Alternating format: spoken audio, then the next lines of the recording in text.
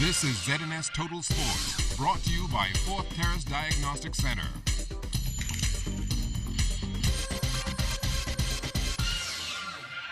Good evening, Bahamas. I'm Kelsey Johnson. Welcome to Sports Sunday. Toriano Johnson bobbed and weaved his way into a title shot by winning the 12-rounder last night.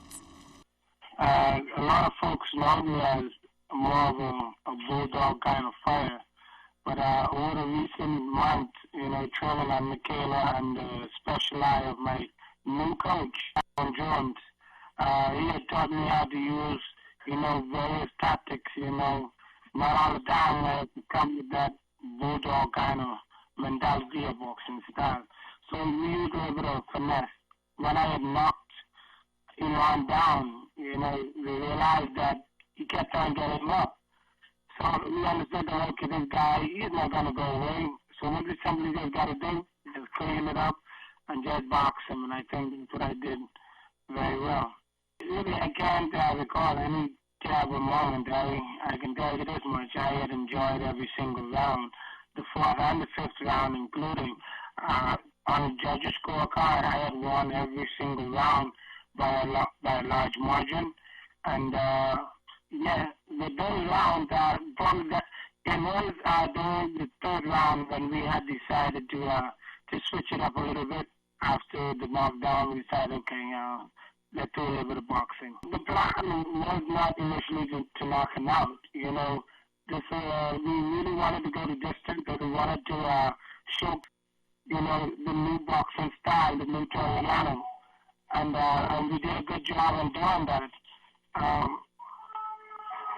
The boxing skills is something that we were working on, and we're still working on that. So, it's not necessarily something you're looking forward to knock him out. We wanted to go there, show we can go around.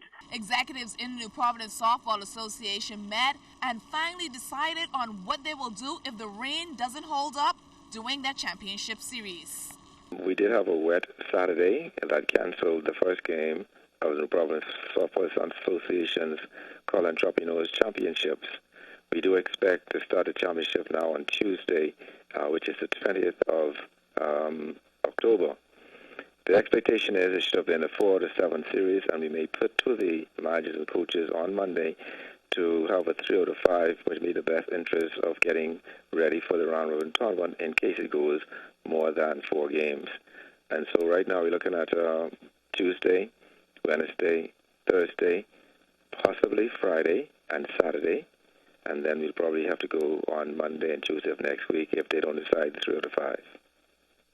There's no way we'll go into the round robin without crowning a champion, so I hope you all can come together and calm heads prevail and be able to see that we go 3-5 rather than 4-7.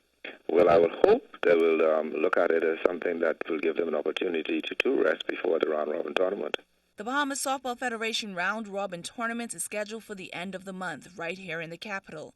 The championship games will be played in Abaco. That's the hometown of the defending champions in the men's division.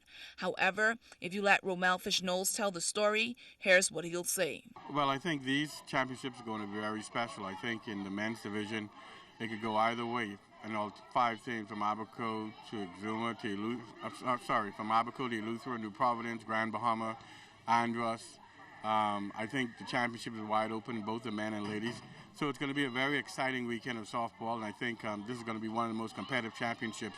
But I've already predicted that Eleuthera will win both the men and women championships.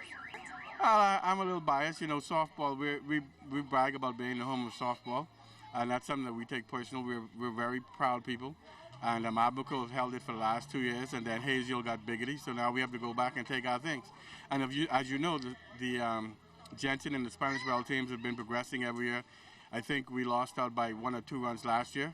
We've done our homework. We've made a couple good draft picks, and I could tell you one of them is Ann Bullitt, and I think we're going to come in.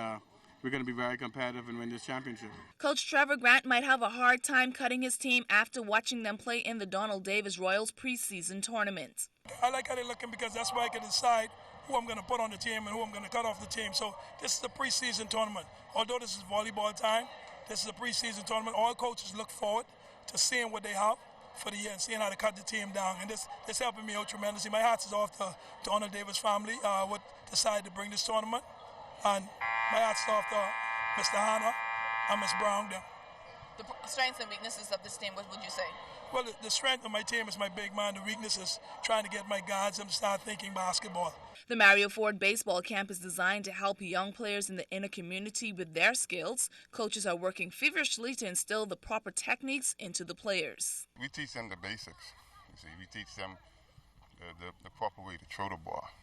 You see, like the youth said that a novice, you teach them how to move their glove in position, like they get the backhand and the forehand, without moving their body.